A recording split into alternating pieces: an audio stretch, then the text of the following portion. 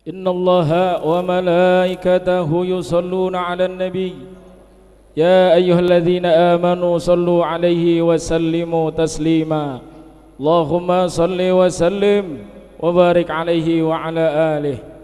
Hadirin segenap pencinta baginda Nabi besar Muhammad Rasulullah sallallahu alaihi wasallam, kepada kaum bapak, kaum pemuda dan kaum ibu, putra maupun putri yang semua dirahmati oleh Allah Subhanahu wa taala. Baru saja selesai kita membaca Maulid Nabi besar Muhammad Rasulullah sallallahu alaihi wasallam. Harapan kita mudah-mudahan Allah Subhanahu wa taala berikan rahmatnya buat kita semua, amin ya rabbal alamin, serta syafaat dari junjungan kita baginda Nabi besar Muhammad Rasulullah sallallahu alaihi wasallam. Ahlan wa sahlan bihudurikum, kita ucapkan kepada al-mukarram al-muhtaram ad-dailallah Bapak Kiai Haji Dr. Rifai Adam LC, guru tetap Masjid Jami Al-Ihsaniyah, dan juga guru tetap Al-Habib Zain bin Abdul Qadir Al-Attas, dan juga para asatidzah lainnya. Hadirin kaum muslimin rahimakumullah, marilah sama-sama kita meningkat acara selanjutnya sambil menunggu muballigh kita, yaitu Al-Habib Rizik bin Muhammad bin Nuzin Syihab, dan juga Bapak Haji Rama Irama, dan Ketua Umum Masjid Jami Al-Ihsaniyah Bapak Kiai Haji Fakhrul Raji Ishaq. Sebelumnya mari sama-sama kita dengarkan sambutan atas nama Ketua Panitia Hari Besar Islam Masjid Jami Al-Ihsaniyah perayaan Maulid Nabi besar Muhammad Rasulullah sallallahu alaihi wasallam kepada yang mulia Al-Mukarram Al-Mukhtaram Al-Habib Anwar bin Ja'far Al-Habsyi. Kepada beliau, wa ilaikum falyatafaddal mashkur. Sallu ala Muhammad. Wa ahsanu minka lam tarakatu aini wa ajmalu minka lam talidin nisa'u khuliqta mubarra'an min kulli aibin faka'annaka qad khuliqta kama tasha'u. Assalamu alaikum warahmatullahi wabarakatuh. Alhamdulillah, alhamdulillahi rabbil alamin, wassalatu wassalamu ala sayyidina Muhammadin wa ala alihi wa sahbihi ajma'in, amma ba'du. Hadratil mukarramun wal muhtaramun, ayyuhal habaib wa ayyuhal asatiz wa ayyuhal ustad, al mukarram ammi Husain bin Abdullah bin Hud al-Habsyi, wal muhtaram al-habib Adnan, akhi Adnan bin Ja'far bin Abdullah bin Hud al-Habsyi, wal Habib Hisham, dan tadi ada Al-Habib Abdullah Al-Attas, dan para habaib lainnya yang mana saya tak sebutkan namanya satu persatu, namun tak mengurangi tak rasa ta'zim dan takrim kami. Dan para asatiz, alhamdulillah beliau hadir di tempat Masjid Al-Ihsaniyah.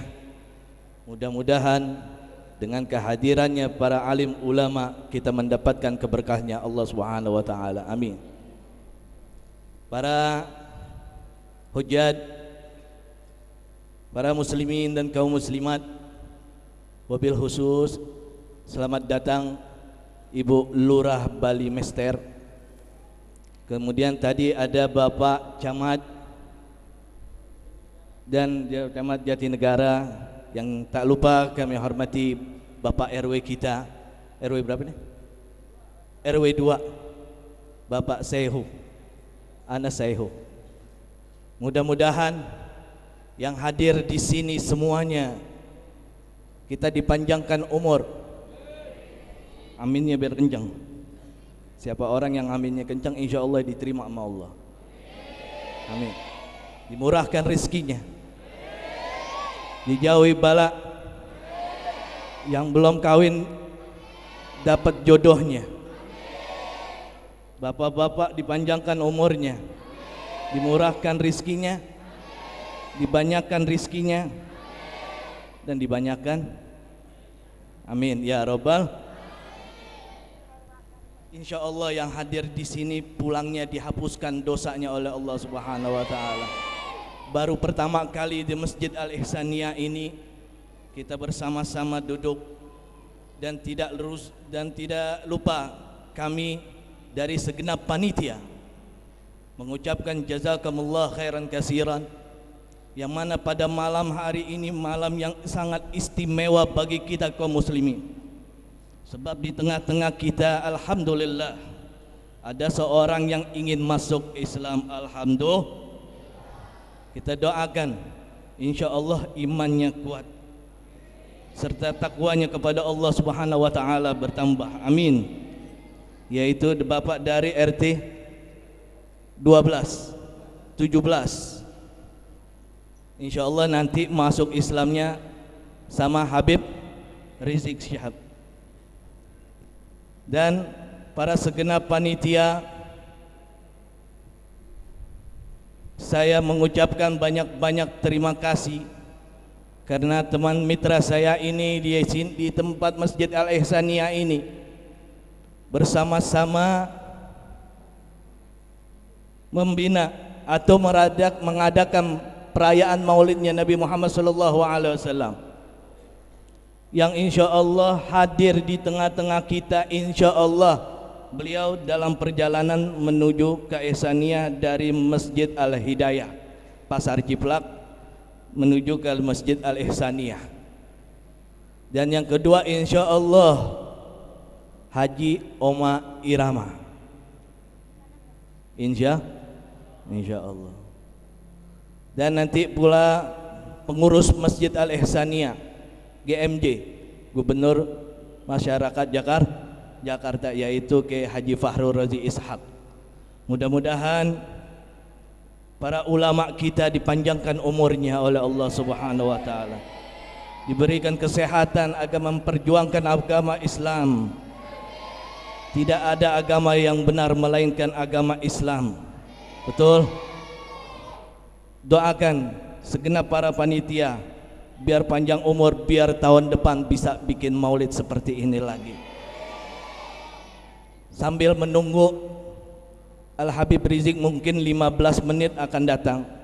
Tadi ana sudah telepon ya, beliau 15 menit lagi datang.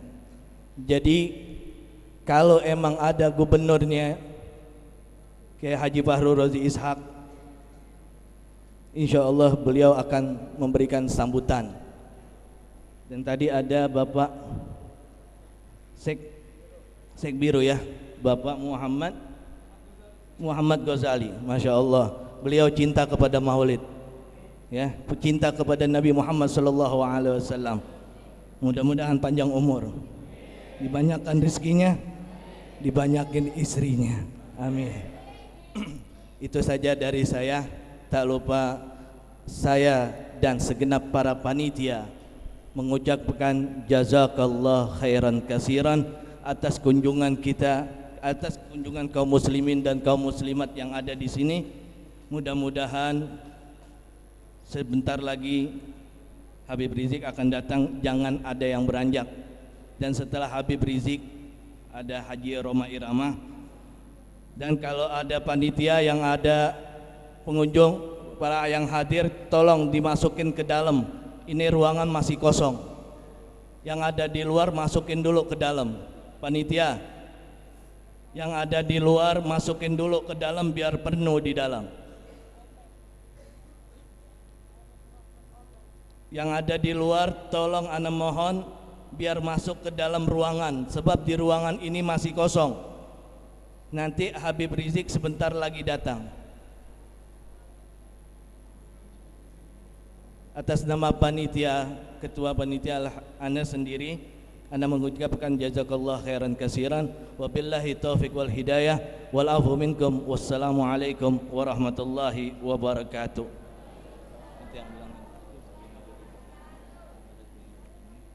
Terima kasih kita ucapkan kepada ketua panitia perayaan Hari Besar Islam Maulid Nabi besar Muhammad Rasulullah SAW Masjid Jami Al-Ihsaniyah Al Habib Anwar bin Ja'far Al Habsyi. Kita doakan mudah-mudahan Nabi Anwar ini panjang usianya, cukup sampai 70 saja ya, jangan panjang-panjang, kesian ya, ntar dia doang sendiri di Jakarta. Mudah-mudahan Nabi Anwar juga biar punya majelis Ya, memang Maulid Nabi Anwar ini Masya Allah seantero jagat dari ujung ke ujung, dari pelosok ke pelosok. Alhamdulillah, ini demi syiarnya umat Islam. Karena umat Islam saat ini sedang harus kita hati-hati, jangan sampai kita mudah diadu domba dengan hal-hal yang dapat merusak akidah agama kita.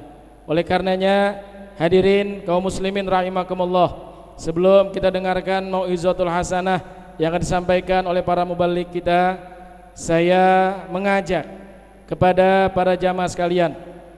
Jamaah punya tangan dua, punya baju koko, punya kantong. Insya Allah di kantong ada isinya. Ya, di rogo aja, mau ada mau kagak rogo aja. Ya, saya mengajak bahwasanya Masjid Jami Al-Ihsaniyah ini masih banyak kekurangan-kekurangan di sana sini.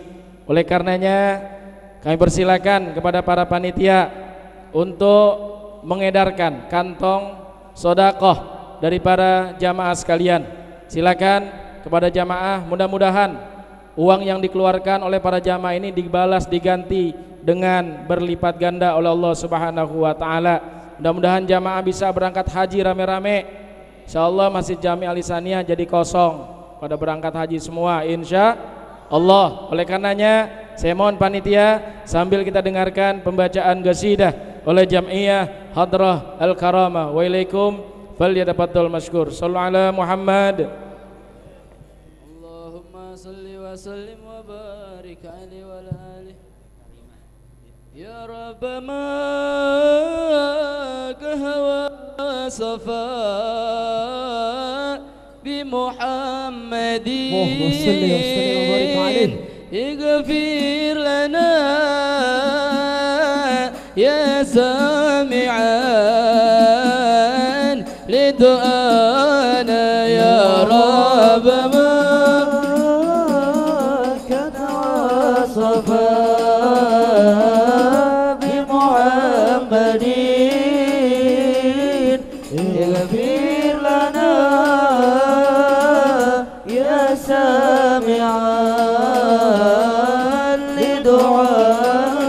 واكتم هوانا إن أراد تردانا واحجر ذبي وبسيرنا لسوانا يا رب ما كان وصفا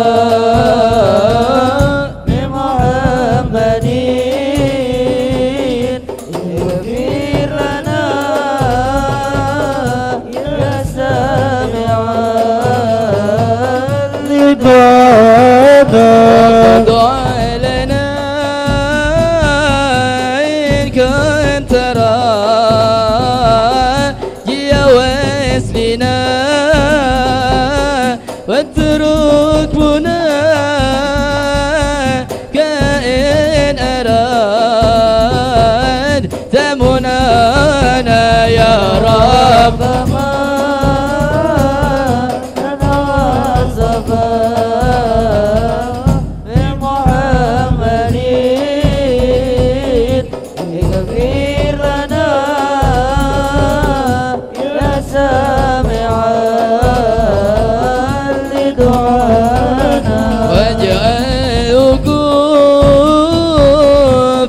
ما بكيت ببابنا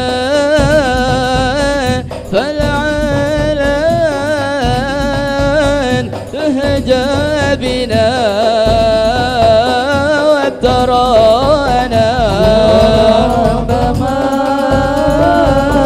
كان وصفا بمحمد اغفر لنا يا سامعا لدعانا أو ما علي تبياننا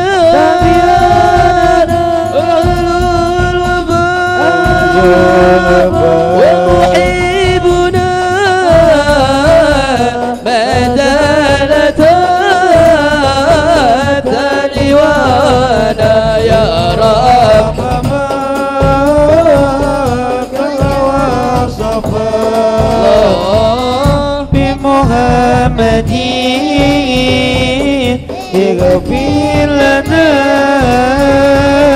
يا سامع لدعانا فإذا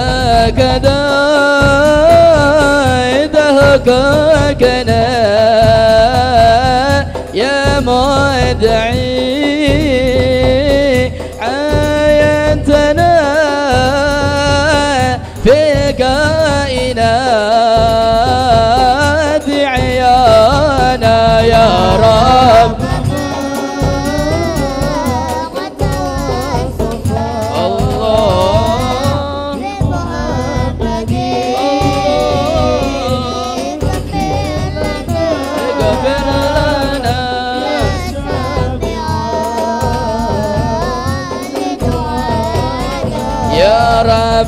ما قد وصف بمحمد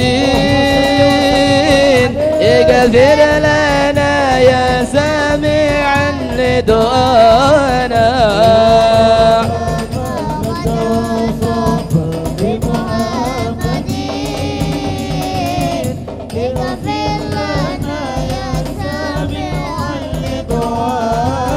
يا رب ما قد وصف بمحمد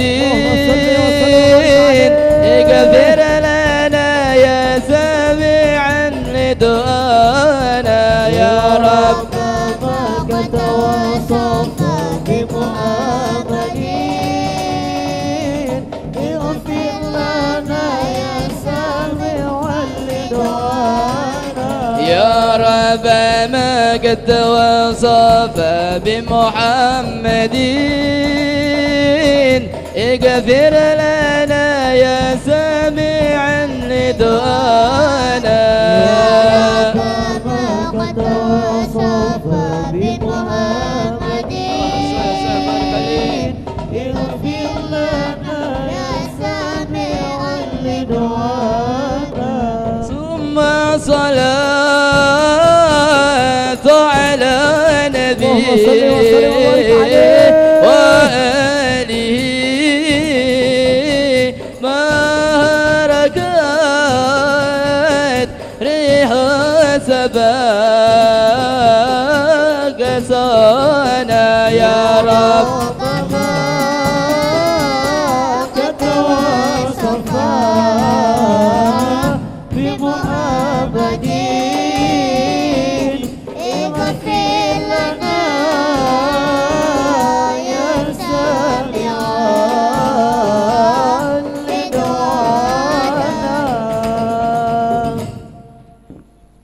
Jazakumullah ahsanal jaza. Saya ucapkan terima kasih pada jemaah hadrah yang telah memberikan atau membacakan sholawatnya. Tentunya kami ucapkan terima kasih pula kepada para kaum muslimin, kaum muslimat yang telah memberikan sebagian rezekinya untuk kepentingan masjid jami kita ini.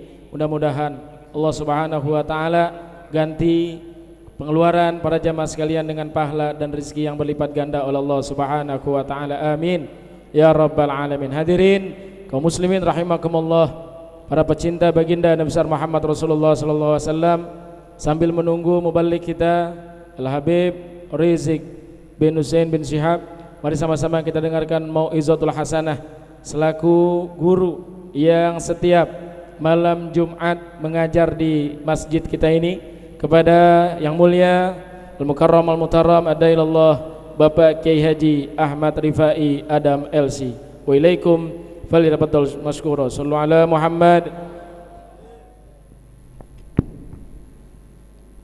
Bismillahirrahmanirrahim. Assalamualaikum warahmatullahi wabarakatuh.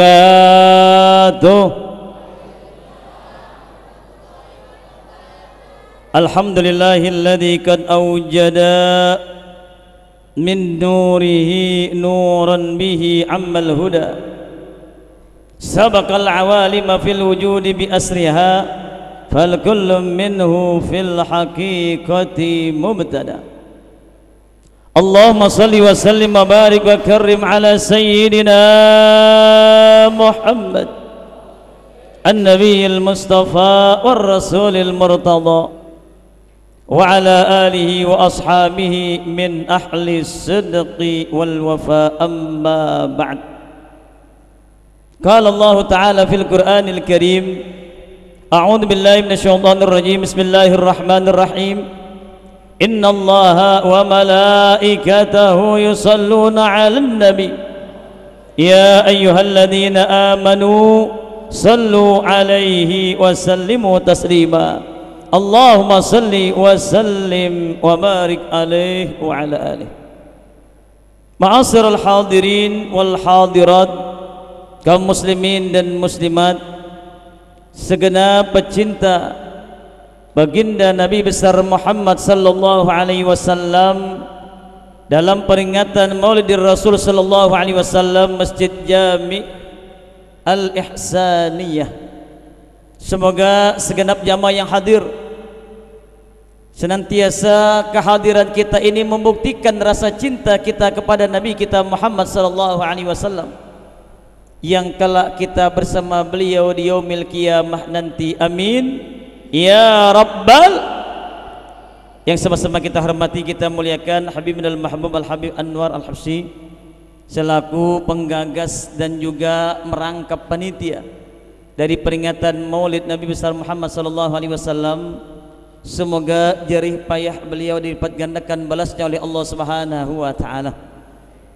Dan segenap para habaib, para alim ulama, para asatidah, para hujjat, segenap tokoh masyarakat yang mohon maaf tidak dapat kami sebutkan namanya satu persatu, namun tidak mengurangi rasa takdim dan hormat kami kepada beliau-beliau. Matta'anallahu bituli hayatihim wa nafa'ana bi ulumihim wa katsarallahu bi amsalihim. Amin ya rabbal alamin. Ma'asyiral hadirin kaum muslimin, jamaah majelis maulid yang dimuliakan Allah Subhanahu wa taala, sambil menunggu kedatangan guru kita, penceramah kita Al-Habib Muhammad Rizik Syihab. Repotnya penceramah kalau nunggu begini. Mau panjang takut dia datang, mau pendek kagak datang-datang. Yang enak gimana? Panjang kagak, pendek kagak. Itu gimana jadinya itu? Baik, di dalam satu riwayat pernah ketika Rasul sallallahu alaihi wasallam berada di majelis, saat itu ada seorang sahabat yang tidak hadir. Sahabat ini dulunya budak, kemudian dimerdekakan oleh Nabi sallallahu alaihi wasallam, namanya Sauban.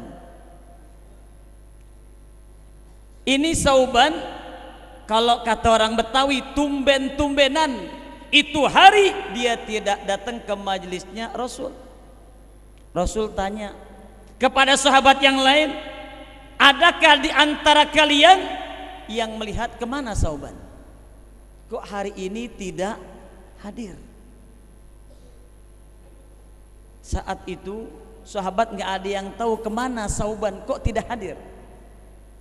Karena tidak ada yang tahu, maka Rasul katakan, baik, selepas taklim kita semuanya berkunjung ke rumah Sauban. Maka berangkatlah Rasul bersama para sahabat. Diketuk pintunya rumah Sauban dan diucapkan salam oleh baginda Rasul sallallahu alaihi wasallam. Salam itu pun dijawab oleh Sauban, waalaikumsalam.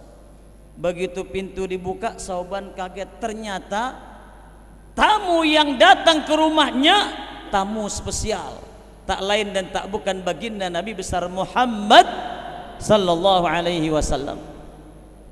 Saat itu Rasul dan para sahabat dipersilahkan masuk, duduk.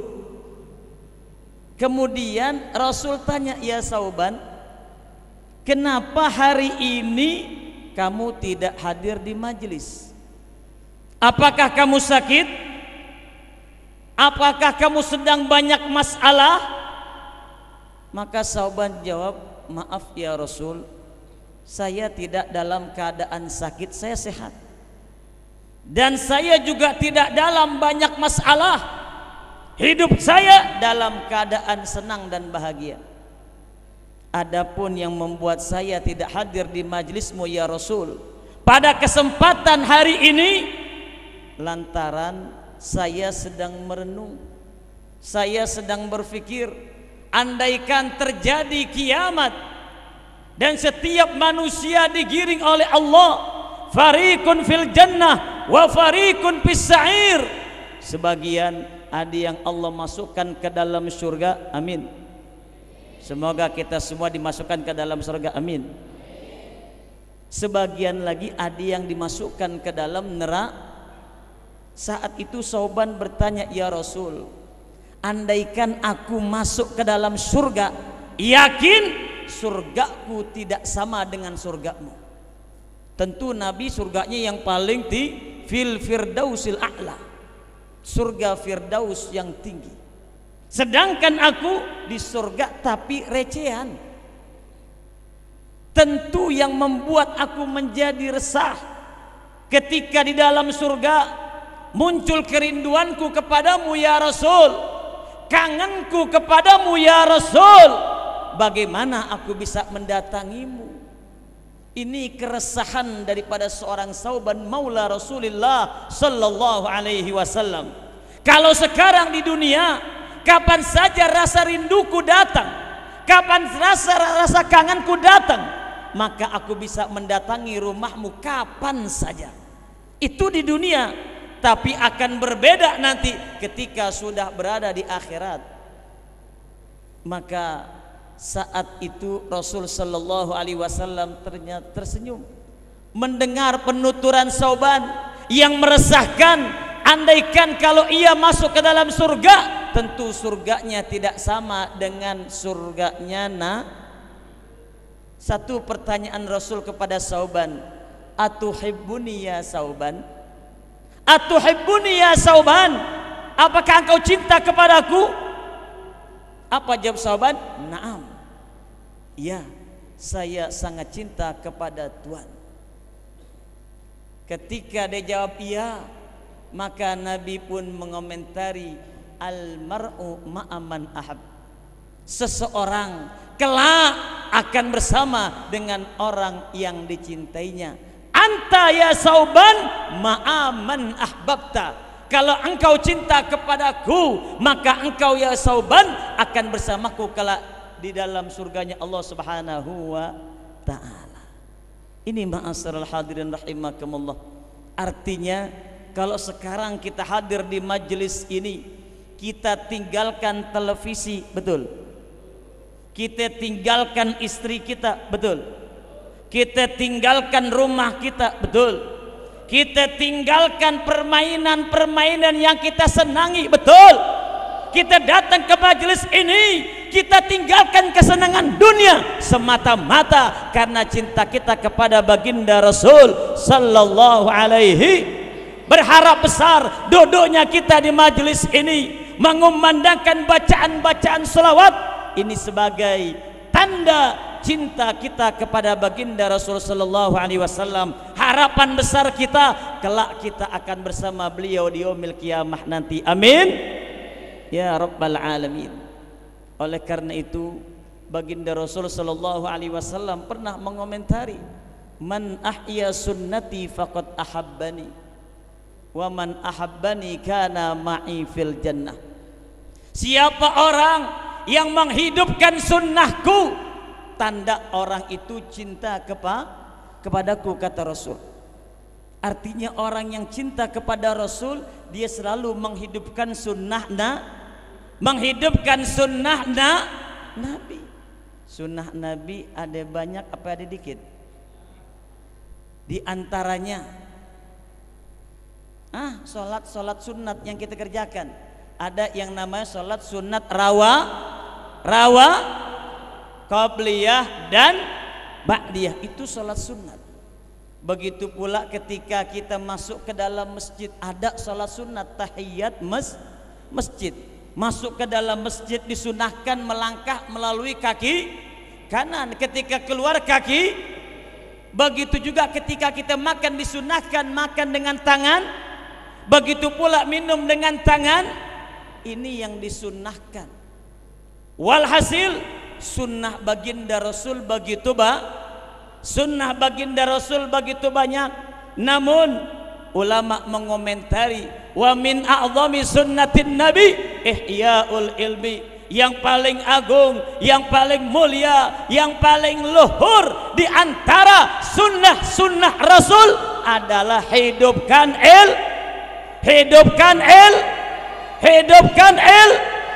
ini sunnah yang paling agung, sunnah yang paling luhur, sunnah yang paling mulia adalah hidupkan ilmu. Sampai Nabi pesan kepada kita, idza marartum biriyadil jannah farta'u, wahai para sahabatku, wahai para umatku, kalau kamu jalan melintasi, melewati taman surga, pesan Nabi satu, farta'u. Kita lagi jalan lewat taman surga, farta'u, mampir. Sahabat sempat geleng, taman surga ya Rasul? Iya. Apa itu taman surga?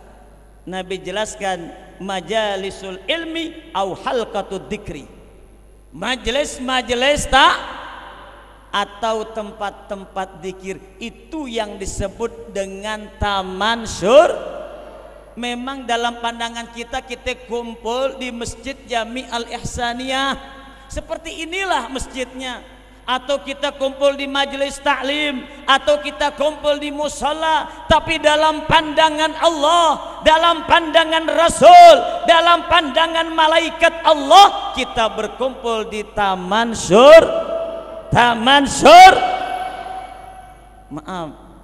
taman surga ame taman Ancol, mahalan mana? Masuk Ancol berapa duit? Banyak gak yang datang? Berebut gak yang datang? Padahal untuk berbuat masih apa ada tablik akbar di Ancol? Ini ma'asyiral hadirin, ya. Sementara sekarang ini yang datang ke Ancol banyak, bahkan lebih banyak yang datang ke Ancol ketimbang yang datang kemana? Padahal di Ancol bayar, di Ihsaniyah bayar gak? Dapat makan gak? Dapat minum gak? Dapat syafaat gak? Dapat pahala gak? Dapat keberkahan gak? Alhamdulillah. Ini ma'asyiral hadirin. Oleh karena itu, sebagai wujud kecintaan kita kepada baginda Rasul, Rasul sangat senang kalau umatnya berkumpul semacam ini, mengumandangkan kalimat-kalimat dzikir, mengumandangkan salawat-salawat, qasidah Allah, girang baginda Rasul.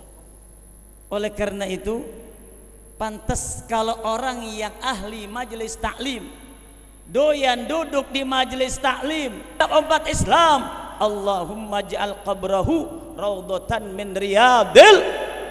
Betul. Kalau orangnya, maaf Bapak, kalau orangnya waktu hidup doyan duduk di majelis taklim, didoain model begitu, pantas, pas. Tapi kalau di selama hidup nggak pernah duduk di majelis taklim, yang kata Nabi majelis taklim itu taman surga, sementara dia kagak pernah duduk di taman surga, didoain waktu meninggal, Allahumma ja'al qabrahu raudhatan min riyadil jannah, meleset tuh doa, meleset. Kenapa? Waktu hidup dia nggak pernah duduk di majelis taklim, waktu hidup anti dengan majelis taklim, bahkan ada orang ngaji dimusuhin. Waktu meninggal didoain model begitu, meleset tuh doa, apa ya Allah. Ini ma'asyiral hadirin. Oleh karena itu, selagi masih ada ulama-ulama kita, selagi masih ada guru-guru kita yang memberikan taklim, takrir, ayo kita hadir, ya. Kenapa? Karena semakin kekinian zaman, semakin banyak paham-paham, ajaran-ajaran yukhalifu dinal Islam, ya. Ini ma'asyiral hadirin. Nah, oleh karena itu, dengan kita duduk di majelis taklim, kita hadir di majelis taklim, kita bisa membedakan mana yang hak, mana yang batil, mana yang haram, mana yang halal, mana yang diperintah, mana yang tidak diperintah. Seperti halnya yang belum lama mungkin jamaah sekalian dengar tentang satu pondok pesantren yang menyebarkan selebaran. Apa selebarannya? Sholat 3 waktu.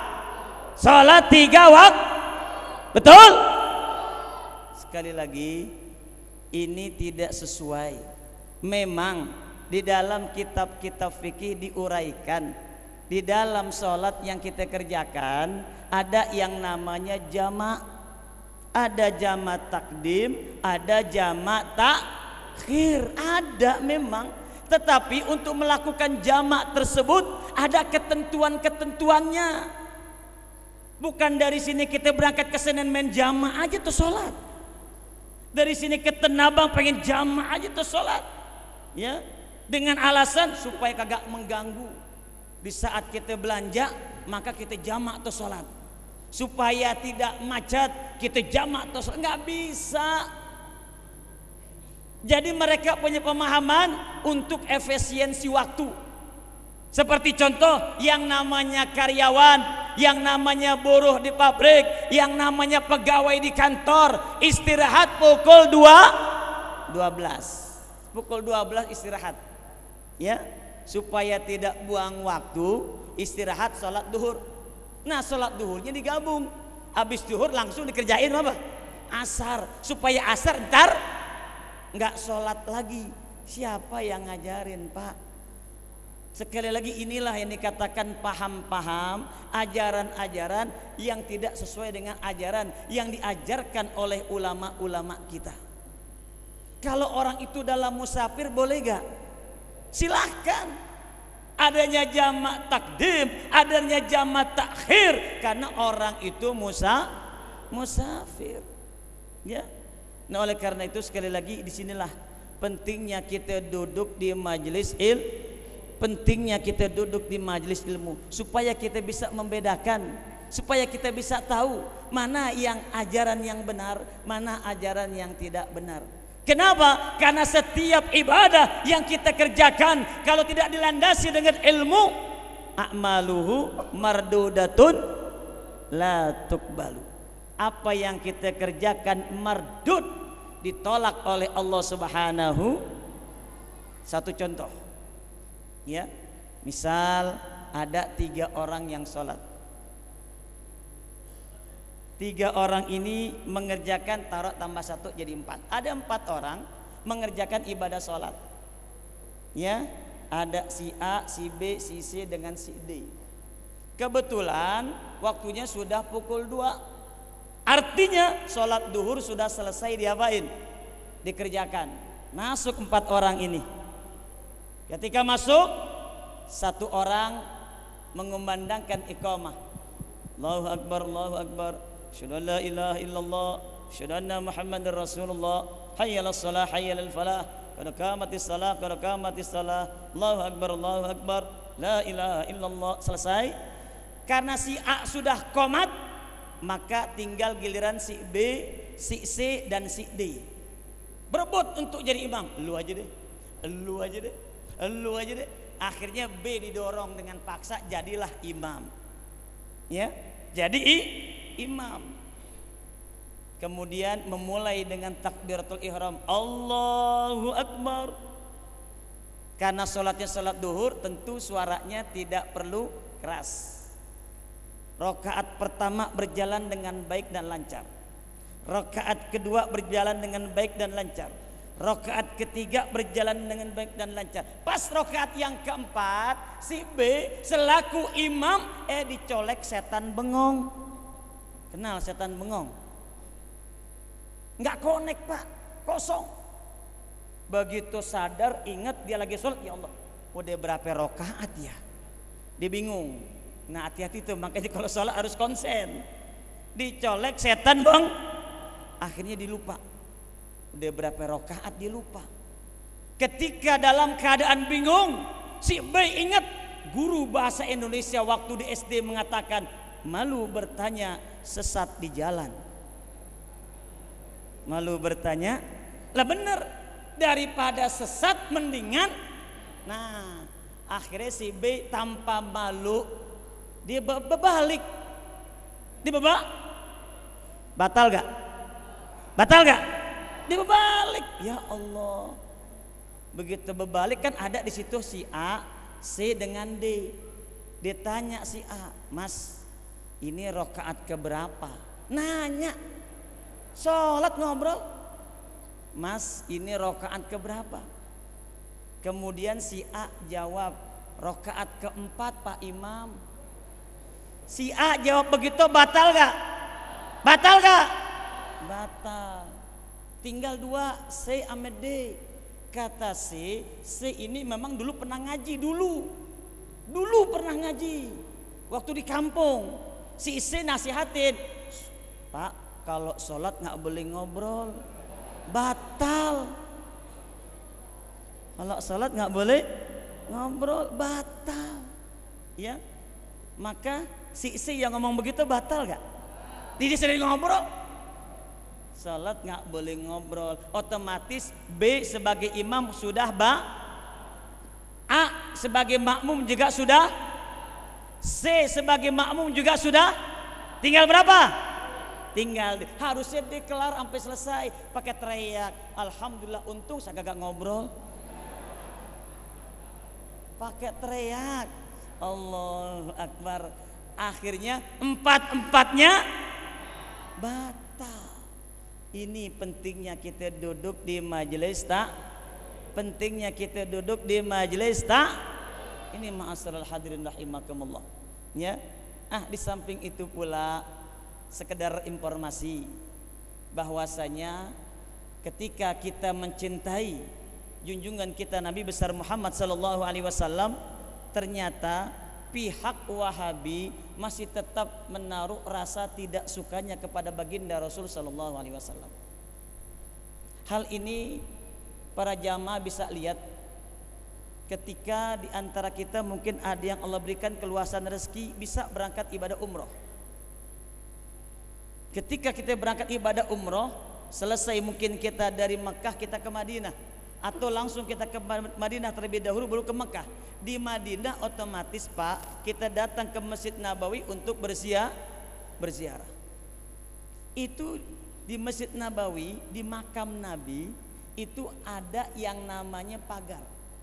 Makam Nabi dipagar dengan pagar besi, kemudian di situ ada tulisannya.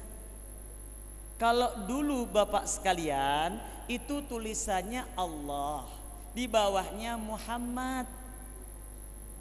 Paham? Sekarang Pak, itu tulisan Muhammadnya sudah dikaburkan oleh mereka. Dikaburkan oleh mereka. Kita nggak sadar itu bukan lagi bacaan Muhammad, tapi mim. Haknya ditambahin titik satu, mim yang kedua ditambahin titik dua.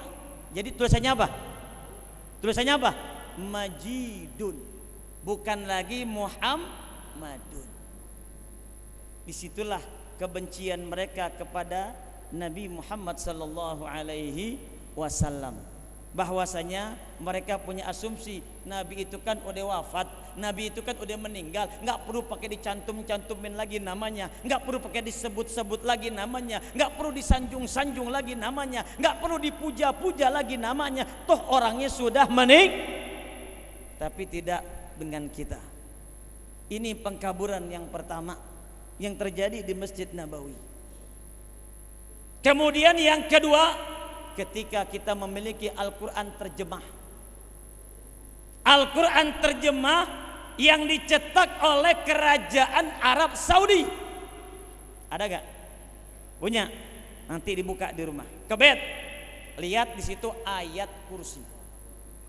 Ada ayat yang berbunyi wasi'a kursi yuhus samawati wal ard. Disitulah orang-orang Wahabi memberikan penafsiran yang benar. Kata-kata kursi adalah tempat berpijak kaki Allah. Tempat berpijak kaki Allah. Ini sekali lagi masuk sudah paham mujassimah. Artinya paham mujassimah, paham yang menyatakan Allah berbentuk, berjisim dan berfisik. Dan ini menyimpang dari paham menyimpang dari paham kalau paham kita tidak semacam itu. Nah, oleh karena guru kita Al-Habib Rizik Syihab sudah hadir, sudah tiba, mari sama-sama kita sambut dengan bacaan salawat, dan saya cukupkan sampai di sini. Lebih kurangnya mohon maaf. Hadanallahu wa iyyakum ajma'in. Assalamualaikum warahmatullahi wabarakatuh.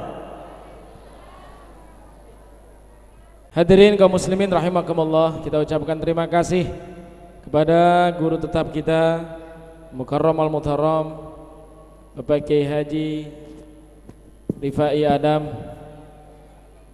Mudah-mudahan apa yang beliau sampaikan kita bisa mengambil manfaat untuk kehidupan kita sehari-hari. Kita sambut kehadiran mubalik kita Al-Habib Muhammad Rizik bin Husain bin Syihab dengan pembacaan qasidah. Allah.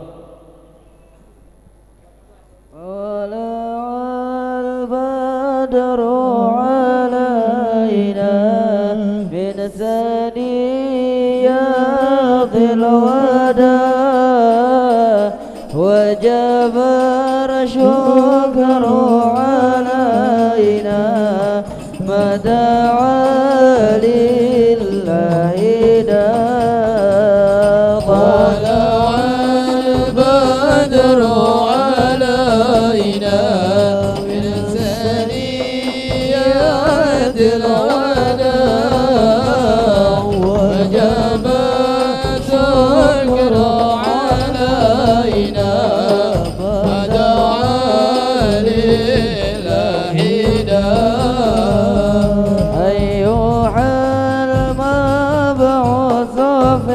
Jangan bersalaman, tolong jangan bersalaman.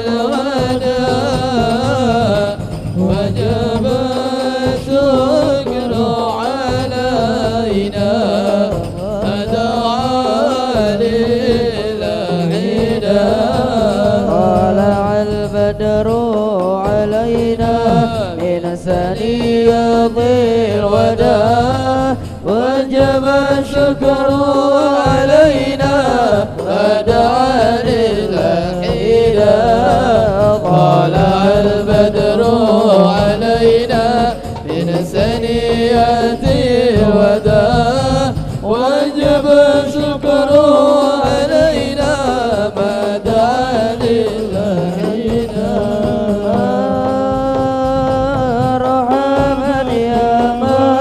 مرحبا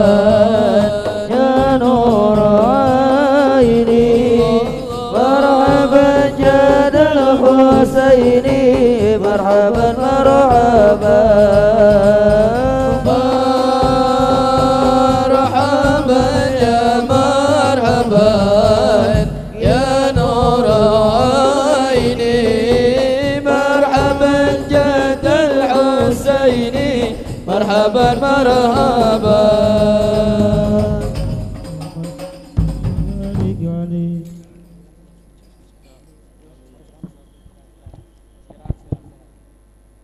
Terima kasih kepada Jamaiyah Hadrah yang telah membacakan qasidah. Mudah-mudahan dapat menambah kekhusyuan kita dalam rangka menghadiri perayaan Maulid Nabi besar Muhammad Rasulullah sallallahu alaihi wasallam. Hadirin kaum muslimin rahimakumullah, ibu bapak yang berbahagia, kita ucapkan selamat datang, ahlan wa sahlan. Waalaikum kepada mubalik kita yang sudah tidak asing lagi buat kita, yang telah memperjuangkan untuk agama kita. Tentunya kita doakan kepada guru kita Ad-Da'ilallah Al-Habibil Mahbub Al-Habib Muhammad Rizik bin Husain bin Syihab bin Syekh Abu Bakar. Kita doakan mudah-mudahan Allah Subhanahu wa taala sehatkan badan beliau, dipanjangkan usia beliau, dan perjuangan beliau diberikan rahmat oleh Allah Subhanahu wa taala. Sebentar beliau beristirahat beberapa menit, Sebelumnya akan kami bacakan beberapa maklumat undangan perayaan Maulid Nabi besar Muhammad Rasulullah sallallahu alaihi wasallam. Yang pertama yang datangnya dari Forum Silaturahmi UID Fosil 12 Universitas Islam Jakarta, di mana kita diundang dalam rangka perayaan Maulid Nabi besar Muhammad Rasulullah sallallahu alaihi wasallam yang bertempat di Masjid Babur Rusydi, Kampus UID, Jalan Balai Rakyat Utan Kayu, Jakarta Timur. Adapun waktunya yaitu pada hari Senin tanggal 23 Februari 2015 jam 8 WIB sampai dengan selesai. Insyaallah akan dihadiri oleh Al-Habib Ali bin Hasan Al-Bahar LCMA, Al-Habib Abdurrahman Basurah, dan Kiai Haji Hafiz Lukman Al-Jaidi MA. Kemudian yang kedua, maklumat Tablik Akbar Majelis Taklim dan Zikir Al-Anwar, di mana mengundang kita dalam rangka perayaan Maulid Nabi besar Muhammad Rasulullah sallallahu alaihi wasallam yang dipimpin oleh guru kita Al-Habib Muhammad Syahab, di mana beliau akan mengadakan perayaan Maulid Nabi besar Muhammad Rasulullah sallallahu alaihi wasallam yaitu pada hari Rabu tanggal 25 Februari 2015 jam 20.00 sampai dengan jam 22 waktu Indonesia Barat. Isya berjamaah bertempat di Masjid At-Taqwa, Jalan Utan Kayu Raya Matraman, Jakarta Timur. Insyaallah akan dihadiri oleh para habaib dan alim ulama serta umara.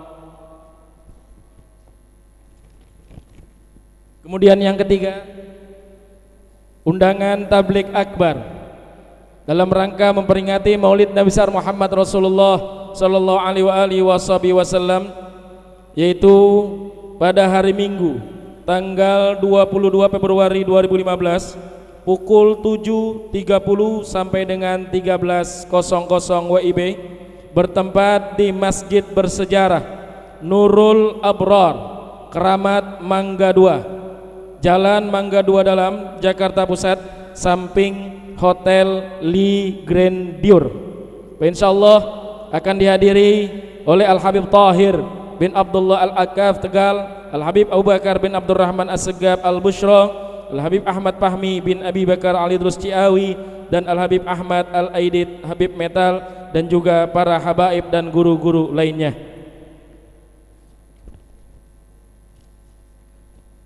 Itu dulu ma'asyiral muslimin yang bisa saya sampaikan maklumat undangan. Nanti akan menyusul undangan-undangan berikutnya. Hadirin kaum muslimin rahimakumullah, marilah sama-sama kita dengarkan Mau'izatul Hasanah Mufidah Hikmah perayaan Maulid Nabi besar Muhammad Rasulullah sallallahu alaihi wasallam. Namun sebelumnya saya mohon izin Habib bahwa alhamdulillah Masjid Jami Al-Ihsaniyah ini akan menerima ataupun mendapatkan saudara baru yang tadinya beragama Kristen Protestan ya. Dan alhamdulillah beliau pada malam hari ini diberikan taufik dan hidayah oleh Allah Subhanahu wa taala ingin memeluk agama kita, agama Islam. Sebelumnya kepada guru kita Ad-Dailullah Al-Habib Muhammad Rizik bin Husain bin Syihab untuk bisa membimbing daripada saudara kita ini, kepada beliau kami persilakan dengan segala hormat. Saudara kita ini bernama Delfran Sinaga, bertempat tanggal lahir Sip Nanggojor 7 Februari 1973, dan kepada yang bersangkutan kami persilakan. Jadi untuk kita tersyahidkan saudara kita ini Delfran Sinaga setelah Mau'izatul Hasanah. Dan kepada jamaah sekalian, mari sama-sama kita dengarkan Mau'izatul Hasanah. Jangan beranjak dulu, kita dengarkan mubalik kita ini menyampaikan Mau'izatul Hasanahnya. Kepada guru kita, wa ilaikum falyatafaddal mashkur. Shallu ala Muhammad.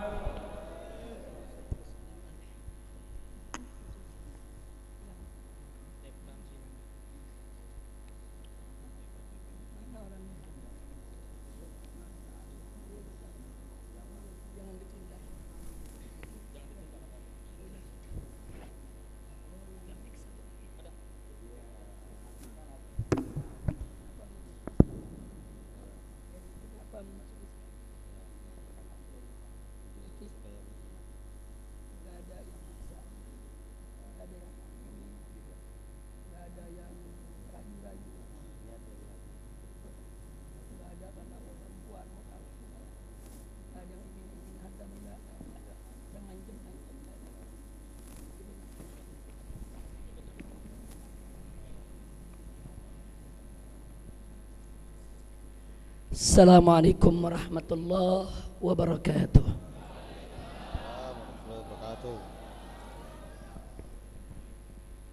Bismillah walhamdulillah wassalatu wassalamu ala rasulillah wa ala alihi wa sahbihi wa mawalah. Para habaib, para alim ulama, para kiai, para muallim, dan segenap kaum muslimin dan muslimat rahimakumullah. Di hadapan kita pada hari ini ada seorang pria yang bernama Delfran Sinaga,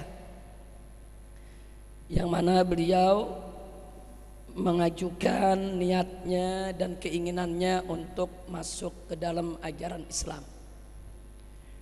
Karena itu saya ingin bertanya terlebih dahulu kepada saudara Delfran sebelum kita tuntun beliau untuk masuk ke dalam ajaran Islam. Pertama-tama, saudara Delfran Sinaga, silakan pakai mic, jawab biar semua dengar. Apa betul Anda ingin masuk ke dalam agama Islam? Ya. Betul. Betul. Apakah keinginan Anda ini ada seseorang yang memaksa? Tidak. Yang mengancam? Tidak. Yang menakut-nakuti? Tidak. Yang menteror? Tidak. Atau yang mengiming-iming? Tidak. Mau dikasih kerja, harta? Tidak ada. Atau keinginan Anda mungkin hanya sekedar untuk mengawini perempuan muslimah? Tidak. Tidak. Jadi kenapa mau masuk Islam? Ya, karena keyakinan supaya beriman. Jadi memang kesadaran sendiri. Kesadaran sendiri ingin beriman kepada Allah Subhanahu wa taala. Yakin? Yakin. Antumus syahidun. Anda semua jadi saksi. Sengaja ini saya tanyakan karena enggak boleh ada orang masuk Islam karena dipaksa. Haram. Enggak boleh ada orang masuk Islam karena diteror, karena ditakut-takuti, tidak boleh, haram. Dan enggak boleh juga orang masuk Islam karena dihipnotis, disihir, dijebak, atau diiming-iming dengan dunia, ditipu. Itu enggak boleh. Kenapa enggak boleh? Karena Islam ini agama mulia, agama agung, agama suci. Agama yang tidak boleh dikotori dengan cara-cara yang menjijikkan, cara-cara yang tidak betul. Nah karena itu alhamdulillah barusan saudara Delfran Sinaga sudah menyatakan ketulusannya di hadapan kita. Kalau beliau tidak dipaksa, tidak diteror, tidak diancam, tidak diiming-iming oleh siapapun, tidak juga hanya untuk sekedar mengawini perempuan muslimah, dan beliau betul-betul kesadaran sendiri, yakin ingin jadi orang beriman, mudah-mudahan keinginannya dikabulkan oleh Allah Subhanahu wa taala. Nah, baik, selanjutnya saya mau tanya saudara Delfran. Sebelum Anda masuk Islam, Anda mesti tahu dulu bahwa dalam agama Islam ini ada kewajiban-kewajiban dan ada larangan-larangan. Dalam Islam ini ada kewajiban untuk sholat, untuk puasa, untuk berzakat, untuk berakhlak yang mulia. Sudah tahu itu? Sudah. Dalam Islam ini nggak boleh berjudi, nggak boleh menenggak minuman keras, nggak boleh berzina, nggak boleh makan riba, nggak boleh memakan makanan yang diharamkan oleh Allah, seperti memakan daging babi, memakan daging anjing. Sudah tahu? Sudah. Ya, sengaja ini saya sampaikan, jangan sampai nanti begitu masuk Islam nyesel. Oh, kirain masuk Islam enak-enak, kan bisa tidur bangun doang. Ternyata masuk Islam ini nggak boleh, itu nggak boleh, mesti sholat, mesti jadi orang baik. Mesti kita kasih tahu supaya orang masuk Islam nggak merasa tertipu. Islam ini bukan agama penipuan. Islam ini agama yang terbuka, yang terus terang apa adanya. Sudah tahu? Sudah. Siap untuk mematuhinya? Siap. Alhamdulillah. Anda semua menjadi saksi untuk ini. Nah, kita doakan mudah-mudahan kelak beliau diberikan kekuatan untuk menjadi seorang muslim yang baik. Amin. Amin. Yang terakhir, Baik. untuk menjadi seorang muslim itu maka yang bersangkutan wajib untuk mengucapkan 2 kalimat syahadat Ya. dengan penuh keyakinan, penuh keimanan untuk menerima bahwasanya tiada Tuhan yang berhak disembah melainkan Allah. Allah, bahwa Allah tidak beranak dan Allah tidak diperanakan, bahwa Allah memiliki nama-nama yang mulia, sifat-sifat yang begitu indah yang tidak boleh kita nisbahkan kepada Allah hal-hal yang tidak baik. Kemudian kita juga harus bersaksi bahwa Muhammad putra Abdullah itu adalah utusan Allah, Rasulullah, Nabi Allah.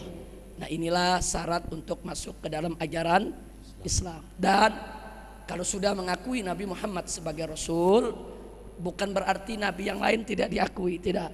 Mulai dari Nabi Adam, Nabi Nuh, Nabi Ibrahim, Nabi Ismail, Ishak, Yakub, Yusuf, Musa, dan seterusnya termasuk Nabi Isa, wajib kita imani, wajib kita hormati, wajib kita cintai.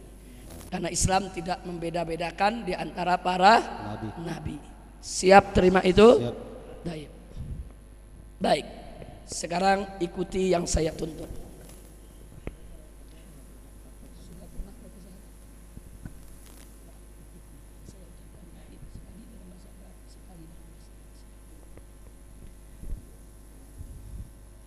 Bismillahirrahmanirrahim. Alhamdulillahirabbil alamin wassalatu wassalamu ala sayyidil mursalin wa ala alihi wa sahbihi ajma'in.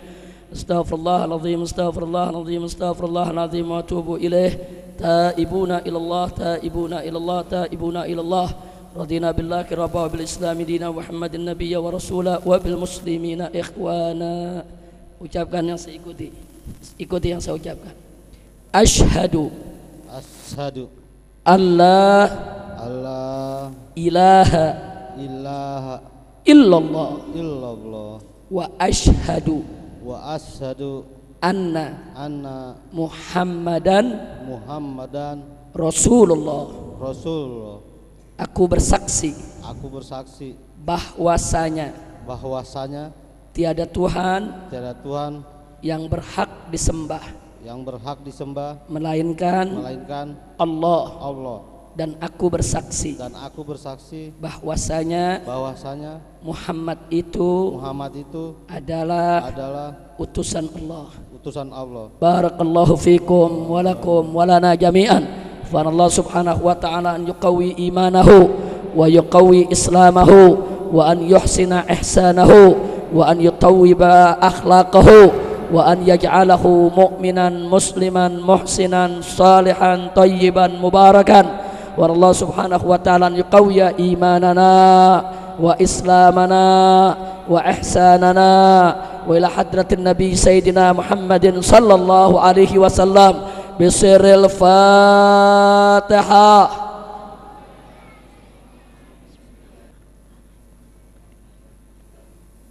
Taqabbalallahu minna wa minkum fataqabbal ya karim. Mudah-mudahan beliau menjadi seorang muslim yang baik.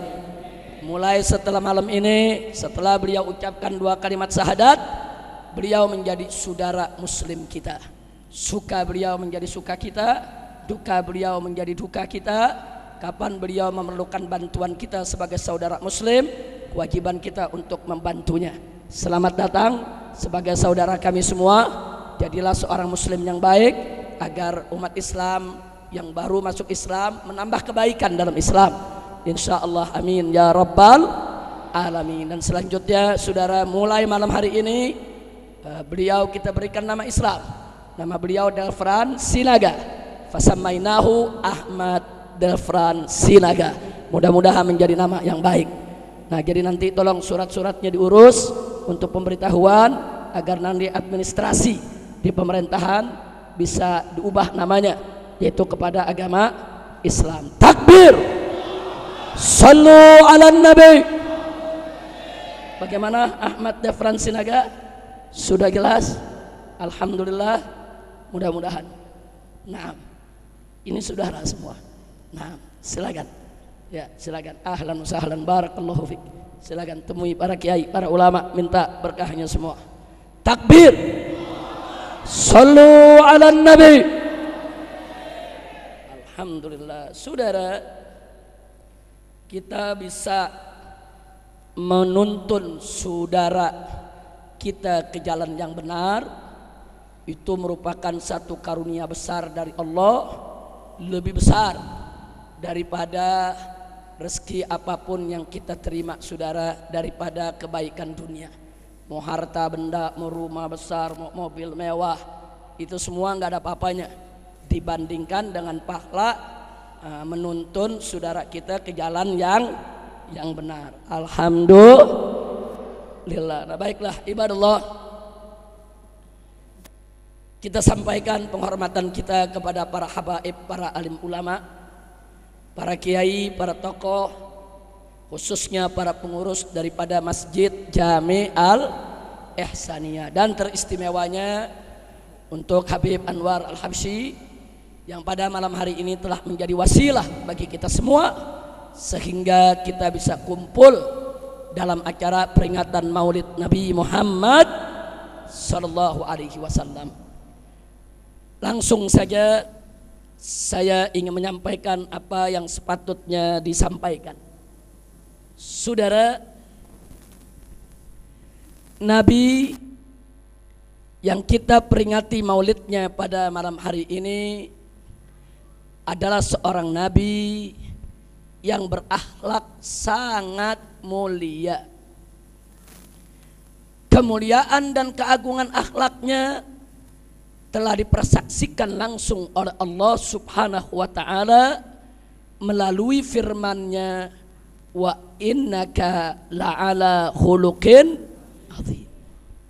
Sesungguhnya engkau wahai Nabi, sesungguhnya engkau wahai Rasul, la'ala khuluqin azim, betul-betul berada di atas akhlak yang azim, akhlak yang agung, akhlak yang mulia, akhlak yang luhur. Ini kesaksian dari Allah, bukan dari manusia, saudara. Kalau kita buat surat keterangan kelakuan baik yang tanda tangani RT, RW, lurah sampai kepolisian, itu namanya persaksian. Kalau mereka memberikan kesaksian kalau kita adalah warga yang baik. Nah, ini surat kelakuan baiknya Nabi, bukan lagi dari manusia, saudara, dari Allah di dalam Al-Quranul Karim. Makanya ayat tadi kita katakan sebagai syahadatun ilahiyah, kesaksian ilahi yang maha suci, yang punya nilai begitu tinggi.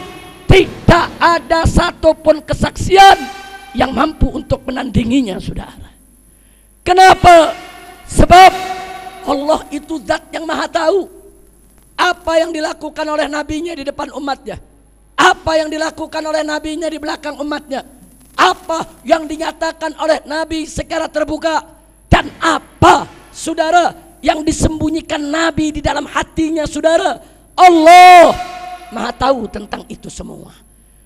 Andai kata ada sedikit saja kejelekan yang disembunyikan oleh nabi dalam dirinya, tidak nantinya nabi mendapatkan kesaksian dari Allah, saudara. Dengan Allah memberikan kesaksian, wa innaka la'ala khuluqin azim, sesungguhnya engkau wahai Muhammad betul-betul di atas akhlak yang azim. Ini kesaksian luar biasa. Jadi nggak main-main akhlak kita punya Nabi, saudara. Makanya nggak boleh ada orang seenaknya ngomong Nabi kan manusia juga seperti kita. Nabi itu basyarun la kal basyari. Nabi itu manusia yang tidak seperti manusia lainnya, saudara. Manusia yang teramat mulia, manusia yang agung, al-insanul kamil, manusia yang sempurna, manusia yang mendapatkan wahyu dari Allah, dipelihara dari dosa besar, bahkan dari dosa kecil sekalipun, saudara. Maksum, dipelihara, dijaga oleh Allah, memiliki mukjizat, saudara. Nabi manusia yang tidak seperti manusia lainnya, saudara. Alhamdulillah. Pertanyaannya, Kenapa Allah menciptakan Nabi dengan akhlak yang begitu agung, saudara? Bukan tanpa maksud, bukan tanpa tujuan. Kenapa Nabi diciptakan oleh Allah dengan akhlak yang mulia? Sebab misi kenabian yang dibawa oleh Nabi adalah untuk penyempurnaan akhlak.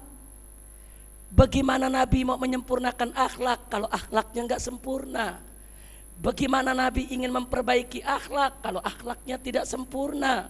Sebelum Nabi memperbaiki akhlak orang lain, Nabi sudah disempurnakan terlebih dahulu akhlaknya oleh Allah Subhanahu wa ta'ala. Jadi kenapa Allah menciptakan nabinya dengan akhlak yang sangat mulia? Sebab Nabi membawa misi untuk penyempurnaan akhlak. Sebagaimana beliau sabdakan dalam hadisnya, innama bu'ithu liutammima makarimal akhlak. Sesungguhnya aku diutus hanya untuk menyempurnakan kemuliaan-kemuliaan akhlak. Itulah misi kenabian yang dibawa oleh Sayyiduna Muhammad sallallahu alaihi wasallam. Kira-kira jelas tidak? Jelas tidak? Jelas tidak? Maka itu, saudara, kalau Nabi sudah katakan sesungguhnya aku diutus hanya untuk menyempurnakan akhlak, maka semua ajaran Nabi yang disampaikan untuk kita, baik terkait akidah maupun terkait syariah, semuanya ditujukan untuk penyempurnaan akhlak. Kenapa kita tidak boleh mempersekutukan Allah? Kenapa kita tidak boleh mempraktekkan perdukunan? Kenapa kita tidak boleh belajar ilmu sihir, apalagi mempraktekkan ilmu sihir? Kenapa? Supaya akhlak kita mulia. Kenapa kita harus sholat 5 waktu?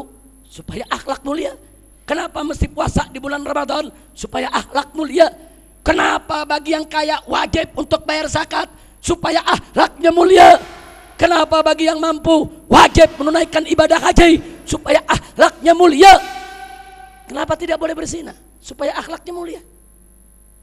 Kenapa tidak boleh berjudi? Supaya akhlaknya mulia. Kenapa tidak boleh makan riba? Supaya akhlaknya mulia. Kenapa tidak boleh korupsi? Kenapa tidak boleh mencuri? Kenapa tidak boleh mencarah? Kenapa tidak boleh merampok? Supaya akhlaknya mulia. Kenapa kita tidak boleh menenggak minuman keras? Kenapa kita tidak boleh menipu? Saudara, kenapa kita tidak boleh seenaknya membunuh orang, menyakiti orang?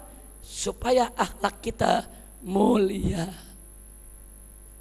Oleh karenanya, dusta kalau ada orang mengaku imannya kuat, tauhidnya teguh, kalau ternyata akhlaknya bejat, saudara. Dusta kalau orang mengaku sebagai pejuang syariat, penegak syariat, sudah melaksanakan puasa, sholat, zakat, kalau ternyata akhlaknya rusak, saudara. Dusta. Kenapa? Sebab tauhid yang teguh, tauhid yang kuat, melaksanakan syariat yang betul, pasti akan membuahkan akhlak yang mulia, membuahkan akhlak yang baik, membuahkan akhlak yang terpuji, saudara. Kalau dia sholat, akhlaknya brengsek, ada nggak beres dengan sholatnya, saudara. Kalau dia mengaku ahli tauhid, ternyata akhlaknya bejat, ada nggak beres dengan tauhidnya, saudara. Maka itu suatu hari sahabat bertanya kepada Nabi Sayyiduna Muhammad sallallahu alaihi wasallam. Apa kata sahabat? Ya Rasulullah, wahai Rasulullah, inna fulana tasuman nahara wa taquman layla wa tu'ti jiranaha bilisaniha. Wahai Rasulullah, ada seorang perempuan rajin puasanya, tasumal nahar, dia puasa di siang hari, wa taqumal lail, dia bangun malam sholat, mendekatkan diri kepada Allah. Walakinnaha, akan tetapi perempuan tersebut tu'dhi jiranaha. Dia suka mengganggu tetangganya. Bilisaniha, dengan lisannya. Ketus, judes, mengganggu tetangga, menyakiti tetangga, menghina tetangga, mencela tetangga, membuat tetangga tidak aman. Apa jawab Nabi, saudara? Kata Nabi, la khaira fiha. Itu perempuan la khaira fiha, tidak ada kebaikan dalam dirinya. Tidak ada kebaikan. La khaira, kata Nabi. Masya Allah. Salat malamnya rajin, puasanya rajin, akhlak rusak. Kata Nabi, nggak ada kebaikan dalam dirinya. Lalu sholat sama puasanya bagaimana? Nggak ada gunanya. Karena puasa sama sholatnya tidak mampu merubah akhlaknya. Ada nggak beres dalam sholatnya, ada nggak beres dalam puasanya, saudara. Sholat yang betul harus mampu memperbaiki akhlak. Puasa yang betul harus mampu meningkatkan akhlak. Islam ini agama akhlak, saudara. Nah, maka itu kita sesalkan justru saat ini banyak umat Islam, saudara, tidak lagi menjunjung tinggi akhlak. Saudara, perhatikan baik-baik.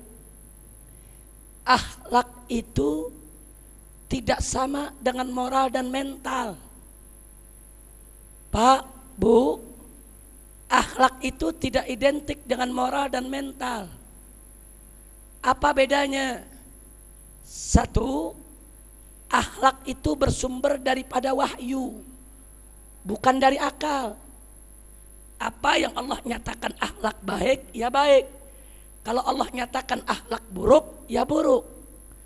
Ukuran akhlak itu baik atau buruk, ukurannya adalah Al-Quran dan As-Sunnah. Itu akhlak, saudara, bukan akal. Kalau moral dan mental, itu sumbernya akal. Kalau akal bilang baik, baik. Kalau akal bilang jelek, jelek, saudara. Nah, akal manusia ini cara berpikirnya beda-beda. Kadang-kadang sesuatu baik di sini, tidak baik di sana, saudara. Hati-hati. Di negeri Arab, megang kepala nggak apa-apa, saudara. Jangan coba-coba megang pantat. Kalau megang pantat, saudara, ngamuk orang Arab. Bisa digulung Anda, saudara. Beda sama di Indonesia. Nepok pantat temen nggak apa-apa. Jangan coba-coba ngeplak kepala. Betul? Itu urusan moral. Di sono jelek, di sini bagus. Di sini jelek, di sono bagus. Kalau akhlak nggak begitu, saudara. Akhlak di sono sini bagus, saudara. Seperti apa akhlak? Ikhlas, itu akhlak. Di Arab ikhlas itu bagus. Di Indonesia ikhlas juga bagus. Seperti apa akhlak? Sabar. Di Arab sabar itu bagus. Di Indonesia sabar juga bagus. Itu akhlak, saudara. Yang kedua, akhlak murni, bersumber dari ajaran Islam. Nggak ada ajaran agama lain, saudara. Sedangkan moral dan mental berasal dari semua agama. Semua agama juga ada bicara moral. Agama Buddha bicara moral. Agama Hindu bicara moral. Agama Kristen bicara moral. Mereka ada pelajaran budi pekerti, moral, mental, saudara. Agama apa aja bisa bicara moral, bisa bicara mental. Tapi mereka nggak bisa bicara akhlak, saudara. Kenapa? Karena akhlak sumbernya Al-Quran. Mereka nggak baca Al-Quran. Mereka nggak berpegang kepada Al-Quran. Umat agama di luar Islam, mereka bisa bicara moral, mereka bisa bicara budi pekerti, mereka bisa bicara mental. Tapi mereka nggak bakal mampu bicara akhlak, saudara. Jadi beda akhlak dengan moral dan mental, saudara. Bahkan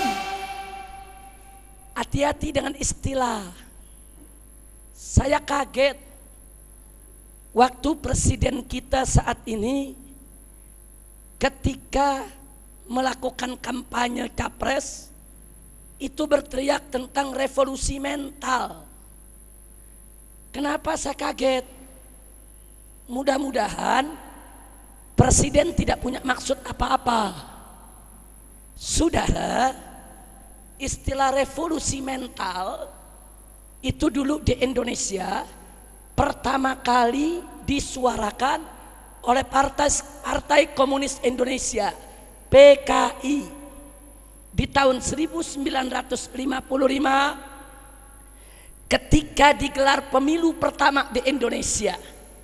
Partai Komunis Indonesia ikut pemilu, saudara. Waktu kampanye mereka berteriak, ayo revolusi mental, mari revolusi mental, ayo rubah Indonesia dengan revolusi mental. Jadi revolusi mental jargon PKI, kampanye PKI, suara PKI. Saya kaget. Nah, kok presiden revolusi mental? Ini karena nggak tahu apa karena PKI juga? Nah, kan kita nanya. Bukan nuduh, nanya. Mudah-mudahan karena nggak tahu. Amin. Amin. Loh, kok bisa begitu? Pertanyaannya. Kenapa PKI teriak revolusi mental? Sebab revolusi mental adalah inti ajaran Karl Marx. Karl Marx dalam bukunya, saudara, menceritakan tentang revolusi mental. Nah, karena yang pertama kali mensosialisasikan dengan istilah revolusi mental adalah Karl Marx, kita mesti tanya kepada Karl Marx, baca bukunya, apa yang dimaksud revolusi mental, saudara? Mau tahu? Betul, saudara. Bagi seorang komunis, bagi seorang ateis, bagi seorang anti Tuhan, bagi seorang anti agama, saudara, bahwa agama adalah penjajahan mental, bahwa hukum Tuhan adalah belenggu mental, saudara. Orang yang beragama, orang yang bertuhan sudah menjadikan jiwanya, mentalnya budak kepada Tuhan. Mereka bilang agama itu belenggu, agama itu penjara, agama itu pasung, saudara, yang membelenggu mental. Kenapa? Sebab dalam agama ini tidak boleh, itu dilarang, ini haram, ini nggak boleh dikerjakan, sehingga jiwa manusia terjajah, diperbudak, dibelenggu. Oleh karenanya para kaum ateis berkampanye, kalau kita manusia mau merdeka, kalau kita manusia mau bebas, maka pertama kali merdekakan dulu mental dari penjajahan Tuhan. Bebaskan dulu mental dari belenggu agama. Lepaskan Tuhan, lepaskan agama. Biarkan manusia yang menentukan mana baik, mana buruk, mana boleh, mana tidak. Tidak ada urusan dengan Tuhan dan agama. Itu yang dimaksud revolusi mental, saudara. Makanya akhlak bukan mental, bukan. Ini namanya harbul mustalahat, perang terminologi, saudara. Hati-hati bicara mental, saudara. Makanya kalau presiden mengatakan revolusi mental, kita mau tanya, ini presiden ngerti apa enggak? Kalau enggak ngerti, alhamdulillah. Kadang-kadang jadi orang bodoh enak juga. Nah, enaknya kenapa? Kalau dia bodoh, enggak ngerti, kan dimaklumi. Tapi kalau dia ngerti, dia sengaja, berarti ada agenda tersembunyi, saudara. Berarti ada sesuatu enggak beres. Berarti kita mesti waspada. Jangan-jangan ideologi PKI mau dihidupkan lagi. Hati-hati, saudara. Makanya umat Islam mesti cerdas. Jangan ikut-ikutan. Anak muda ngaji nggak pernah revolusi mental, pala lo bomenyan. Anak muda ikut-ikutan. Yang tepat bukan revolusi mental, revolusi akhlak. Akhlaknya diperbaiki. Dari yang suka korup menjadi nggak korup. Yang dari suka menipu jadi nggak menipu. Yang tadinya suka mabok jadi nggak suka mabok. Yang tadinya nggak sholat menjadi sholat. Itu namanya revolusi akhlak. Kira-kira jelas tidak? Jelas tidak? Akhlak lebih mulia dari moral. Akhlak lebih mulia dari mental. Akhlak pasti menjaga moral dan mental. Tapi moral dan mental belum tentu menjaga akhlak, saudara. Kira-kira jelas tidak? Buktinya mental komunis apa menjaga akhlak, saudara? Enggak, malah nolak agama. Tapi akhlak akan menjaga moral. Akhlak akan menjaga mental. Akhlak, saudara, istilah yang luar biasa yang diperkenalkan oleh Allah dan Rasulnya. Indah tidak Islam? Indah tidak Islam? Siap berakhlak?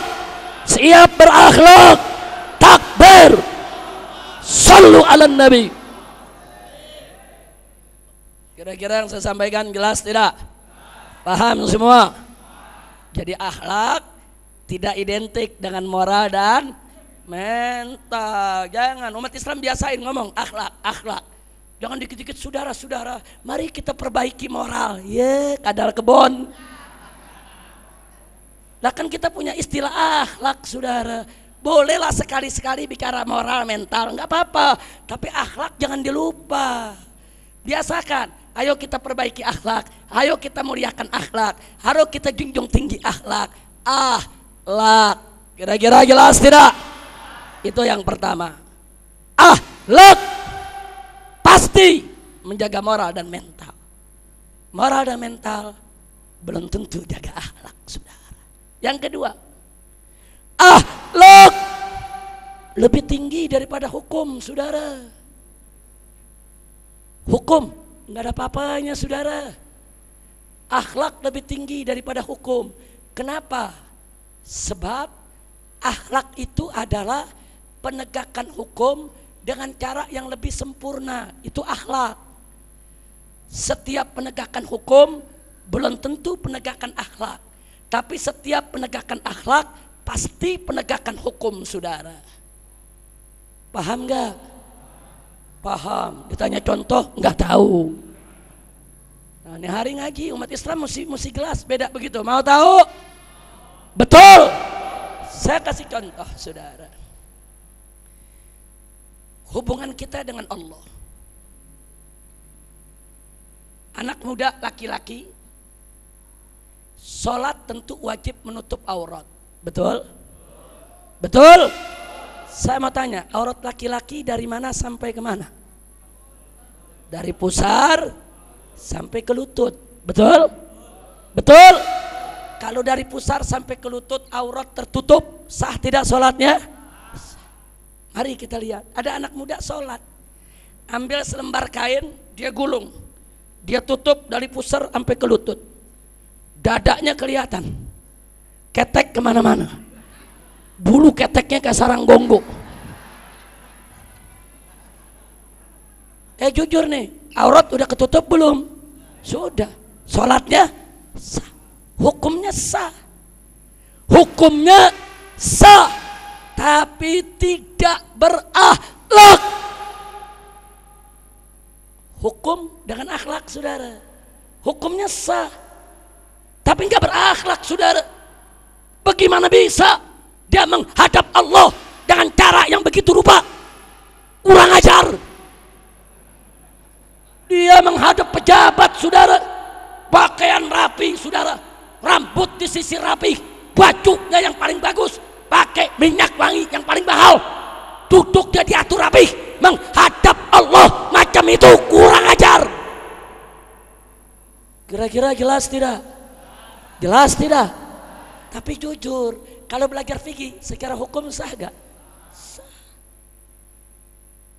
Akhlak lebih tinggi daripada hukum. Nah sekarang saya mau tanya, kalau tuh anak muda pakai baju yang paling bersih, yang paling bagus, yang paling rapi, saudara, dia sisir rambut, dia pakai piki, dia menghadap Allah dalam penampilan yang paling bagus, saudara. Auratnya bukan sekedar ketutup, tapi penampilannya begitu bagus, indah. Sholatnya sah gak? Auratnya tertutup dan berakhlak. Tampil sholat berakhlak pasti aurat tertutup, saudara. Tapi kalau aurat tertutup belum tentu akhlak dijunjung tinggi. Makanya akhlak lebih tinggi daripada hukum. Jadi yang namanya akhlak itu hukum ditegakkan, tapi dengan cara yang lebih sempurna. Kira-kira jelas tidak? Jelas tidak? Saya kasih contoh lagi. Ada seorang ayah manggil anaknya, nak, coba ambilin handuk tuh yang digantung. Diambil sama tuh anak, yang ini pak, iya. Terus gimana nih pak? Lempar sini. Lempar kata bapaknya. Dia lempar ke muka bapaknya. Tube. Saya mau tanya, jawab yang keempat. Siapa yang suruh lempar? Siapa yang suruh lempar? Si anak melempar, berarti taat gak? Taat gak? Tapi saya mau tanya, bagus apa jelek? Kok taat yang bilang jelek? Kan taat, saudara. Taat tapi jelek. Taat tapi jelek. Secara hukum taat, saudara. Orang bapaknya yang lempar, yang nyuruh. Kan babenya yang suruh. Dia lempar. Kalau kita omel, lu kurang ajar ngelempar. Orang gua bapunya babe yang suruh. Betul? Secara hukum, saudara, dia taat. Tapi secara akhlak, saudara, dia nggak berakhlak. Jadi kalau bapaknya bilang lempar, jangan dilempar, bawain. Ini pak handuknya. Nah kalau dia serahkan itu handuk dengan hormat, bukan dia tidak taat perintah, bukan. Kan bapaknya suruh lempar, dia bawain. Wah kalau gitu nggak taat perintah, enggak. Dia taat perintah dalam bentuk yang lebih sempurna. Tujuan bapaknya lempar maksudnya apa? Supaya handuknya dia terima. Ada cara yang bagus untuk membuat si bapak mencapai maksudnya. Nggak perlu dilempar, serahkan dengan santun. Itu disebut akhlak. Kira-kira jelas gak? Paham tidak? Jelas semua? Betul? Mau contoh lagi? Yang ketiga, hukum dan akhlak. Akhlak lebih tinggi dari hukum, saudara. Ada seorang pemuda sudah dewasa, pria. Dia datang melamar anak gadis orang. Lamarannya diterima. Digelarlah akad pernikahan. Ada pengantin laki, ada pengantin perempuan, ada wali si perempuan, ada orang tua si perempuan, ayah kandungnya jadi wali, saudara. Kemudian ditambah ada 2 orang saksi yang adil, dan ada sighah ijab kabul. Lengkap gak rukunnya? Lengkap tidak? Saya mau tanya, akad nikahnya sah tidak? Betul? Akad nikahnya sah. Tapi ini anak muda kawinnya diam-diam, nggak ngomong sama bapak ibunya. Bukan bapak ibu perempuan, bapak ibu dia, saudara. Saudara, bapak ibu dia mau izinin nggak izinin, mau tahu nggak tahu, itu bukan syarat nikah. Itu bukan rukun nikah.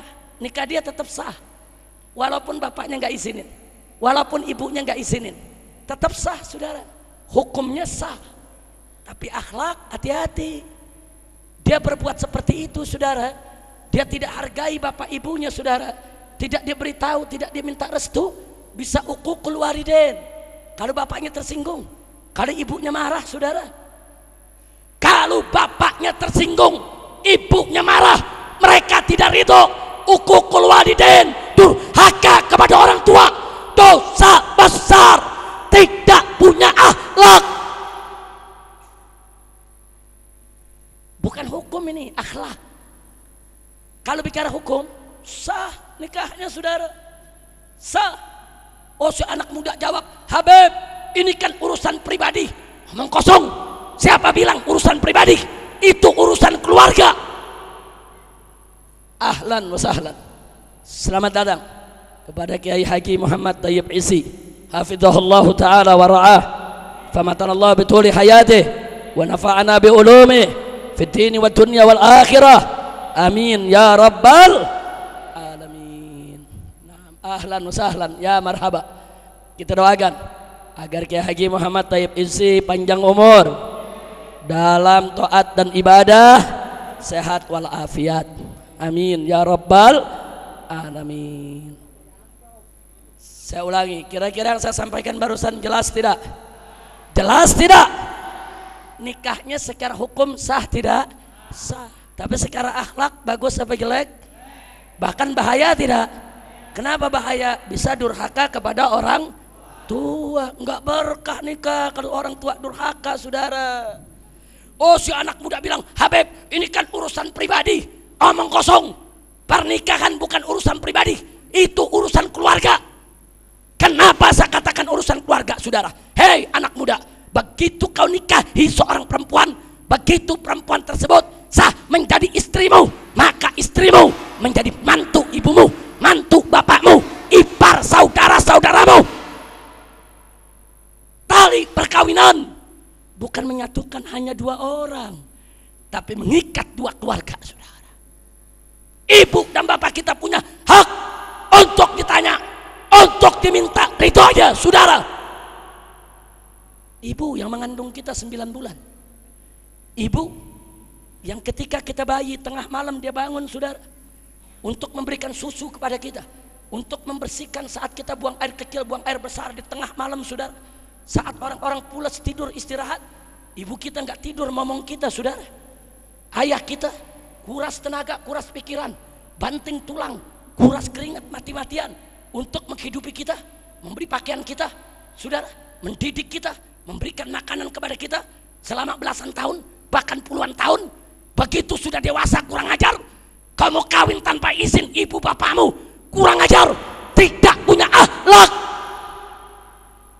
Maka saya ingatkan kepada penghulu-penghulu di kantor-kantor urusan agama, jangan seenaknya kau mengawinkan orang-orang yang kawin lari. Mestinya kalau ada yang datang kepada kalian untuk minta dikawini, nasihati, sadarkan, insafkan, bawa pulang ke rumah orang tua aja. Enak aja penghulu dapat amplop tebal main ngawinin, mah dirodok loh. Dia bikin tuh anak kurang ajar sama orang tuanya. Ahlan wa sahlan. Selamat datang kepada Gubernur Rakyat Jakarta. Alhamdulillah. Selamat datang Kiai Haji Fakhrul Razi. Takbir. Sallu ala Nabi.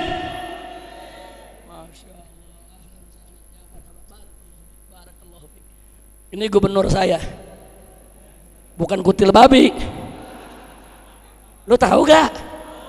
Tahu gak? Bang Rozi saya punya gubernur, dan gubernurnya umat Islam di Jakarta. Setuju? Setuju? Siapa gubernur kita? Siapa gubernur kita? Takbir. Nah, Beb, kalau ini gubernur yang di sono kutil babi. Ya tapi Beb, ada kiai yang dukung, ya kiai babi. Pusing-pusing amat, saudara. Jelas gak? Paham gak? Iya, Surantar, itu ada babnya tuh, soal akhlak kepada Allah. Kalau Allah udah bilang haram, ya haram. Allah bilang halal, ya halal. Nah kalau Allah bilang haram, ente mau halalin, kan gak punya akhlak, saudara. Betul? Betul? Saya mau tanya, orang Islam apa boleh dipimpin sama orang kafir? Boleh tidak? Siapa yang larang? Siapa yang larang? Jawab yang kompak, siapa yang larang? Wajib tidak kita taati Allah? Betul? Kalau ada orang yang menantang hukum Allah, berarti berakhlak tidak? Berakhlak tidak? Nggak punya akhlak, saudara. Makanya jangan kaget kalau saya katakan ada kiai dukung kutil babi, ya kiai babi. Saudara, pusing-pusing amat, nggak usah pusing. Yang penting saya nggak jadi Habib babi. Alhamdulillah, alhamdulillah, takbir. Alhamdulillah. Ini kira-kira yang tadi saya sampaikan jelas gak? Jelas tidak? Jadi saya ulangi, kalau bapak minta lemparin handuk, apa mesti dilempar? Bawain, itu namanya akhlak. Sholat menghadap Allah cuman menutup dari pusar sampai ke lutut. Bagi seorang pria sholatnya sah, tapi berakhlak gak? Berakhlak gak? Enggak. Jadi akhlak di atas hukum, saudara. Jangan lupa. Begitu juga barusan anak muda kawin tanpa setahu ibu bapaknya. Nah, selama yang perempuan walinya setuju, saksi ada, ijab kabul ada, saudara, syarat dengan rukun nikah lengkap, nikahnya sah. Tapi hati-hati, kalau tuh anak muda nggak bisa restu dari ibu bapaknya, kalau ibu bapaknya tersinggung bisa uququl walidain. Apa lupa kita kisah Alqamah, saudara? Alqamah itu, saudara, nggak durhaka kepada ibunya, cuman ibunya salah paham. Dia melihat Alqamah terlalu memanja istrinya daripada ibunya, sampai ibunya datang tersinggung, merasa tidak dipedulikan dengan baik oleh si anak. Ibunya pulang bersumpah nggak mau ketemu anaknya lagi. Anaknya nggak diakui anak, sampai mau meninggal setengah mati susah. Sampai Nabi yang rayu ibunya, saudara. Hati-hati uququl walidain. Jangan mentang-mentang anak lelaki, saya anak laki, kan anak laki nggak perlu ada wali dari kaum pihak laki. Jadi saya mau kawin seenaknya, nggak bisa. Junjung tinggi bapak dan ibu kita, saudara. Kira-kira jelas tidak? Nah, kalau anak laki saja kita larang kawin tanpa restu ibu bapaknya, bagaimana anak perempuan, saudara? Kalau ada anak perempuan kawin lari, seenaknya menikah tanpa wali, kurang ajar, durhaka kepada orang tua. Insya Allah, jangan. Islam ini agama akhlak. Hei anak muda, kalau kau jatuh cinta dengan seorang wanita, kau ingin kawini dia, tanya ibu bapakmu. Kalau ibu bapakmu tidak setuju, jangan kau paksa. Kalau kau mau bujuk, silakan dibujuk sampai ibu bapak ridho. Tapi kalau ibu bapak tetap tidak ridho, dunia tidak sedaun kelor. Lupakan pilihan Anda, cari yang lain yang ibu bapak kita ridho, saudara. Jangan korbankan cinta orang tua kita yang sudah belasan tahun, bahkan puluhan tahun hanya untuk cinta seorang gadis yang baru kita kenal di jalan 6 bulan yang lalu, saudara. Hati-hati, hati-hati. Ini akhlak. Islam adalah agama akhlak. Kira-kira jelas tidak? Jelas tidak? Takbir. Sallu ala Nabi. Begitu juga kepada Nabi. Akhlak kepada Allah harus kita jaga. Jalankan segala perintah Allah, tinggalkan segala larangannya, semata-mata untuk mendapatkan ridha Allah. Jelas tidak? Jelas tidak? Kalau suatu ketika kita berbuat dosa, saudara, tetap jaga akhlak, akui itu dosa, istighfar, mohon ampun kepada Allah, bertekad untuk tidak mengulangi lagi. Itu namanya akhlak. Tapi kalau orang sudah berbuat dosa, dia nggak merasa dosa. Orang udah berbuat masalah, tetap ngotot dia benar, saudara. Itu namanya tidak punya akhlak. Termasuk lihat itu, saudara, tokoh-tokoh yang di televisi, saudara, berapa banyak di antara mereka bangga dengan maksiat, bangga dengan kemungkaran. Artis-artis yang bangga kumpul kebo, yang bangga punya anak tanpa suami, kurang ajar, biadab. Itu tidak punya akhlak, saudara. Yang tidak punya akhlak dipertontonkan di televisi untuk ditonton oleh jutaan orang, mengurusak akhlak umat Islam, biadab. Orang kalau berbuat dosa, istighfar, akui itu dosa, malu dengan dosanya, saudara, mohon ampun kepada Allah, bertekad jangan kembali. Itu akhlak. Orang berakhlak bukan orang nggak berdosa, bukan, saudara. Ada orang berdosa tapi berakhlak. Bagaimana? Begitu dia berbuat dosa, sengaja atau tidak sengaja, dia sadar, ya Allah, astagfirullah, kok saya begitu, ya Allah, ampuni ya Allah, berikan aku kekuatan agar aku tidak mengulanginya lagi, ya Allah, ini dosa ya Allah, tidak pantas hamba melakukannya. Itu akhlak, saudara. Nggak perlu cerita kepada orang soal dosa kita, apalagi bicara di televisi, saudara. Jutaan orang nonton, dia bangga mau kumpul keboknya, dia bangga sama anak haram gadahnya, saudara. Kurang ajar.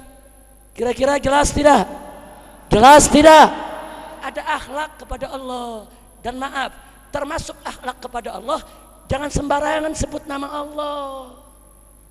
Jangan sebut Sebutlah nama Allah dengan ta'zim, dengan mengagungkan, dengan tauqir, dengan memuliakan, mensucikan Allah. Kalau kita bertakbir, takbir yang betul, jangan takbir yang mengundang ketawa, jangan takbir kayak neriakin maling, saudara. Jangan, takbir memang mesti semangat, tapi takbirnya harus menggetarkan jiwa. Jangan takbir menghina, saudara. Begitu juga kalau baca tasbih, baca tahmid, saudara, penuh pengagungan kepada Allah. Termasuk baca amin, amin, yang khusyuk, yang sahdu, saudara. Nih kadang-kadang anak muda nih, kiai lagi baca doa, yang di belakang mau buru-buru habis tuh doa, amin, amin, amin. Jujur, ada gak yang begitu? Ada gak yang begitu? Kurang ajar. Itu kurang ajar kepada Allah tuh, saudara. Tidak punya akhlak. Anda tahu gak arti amin itu apa? Arti amin itu amin, amin, ya Allah kabulkanlah, ya Allah kabulkanlah. Kita ini munajat kepada Allah, bicara kepada Allah, komunikasi kepada Allah, yang akhlak dong. Gak boleh, saudara. Nah itu akhlak kita kepada Allah. Jelas tidak? Jelas tidak? Sekarang akhlak kita kepada Nabi, jaga juga, saudara. Bagaimana sih akhlak kita kepada Nabi? Satu, saudara, apa yang Nabi ajarkan jalankan, apa yang Nabi larang tinggalkan. Kan Allah berfirman dalam Al-Quran, faqala ta'ala wa ma atakumur rasulu fakhudhuhu wa ma nahakum anhu fantahu. Apa-apa yang Rasulullah ajarkan kepada kalian, ambil, amalkan. Dan apa-apa yang Rasulullah larang, stop, tinggalkan. Itu akhlak, saudara.